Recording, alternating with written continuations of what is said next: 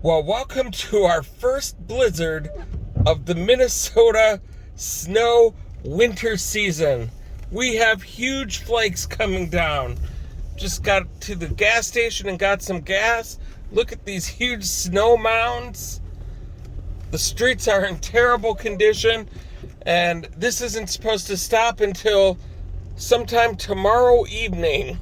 So if you are in Minnesota, be careful out there.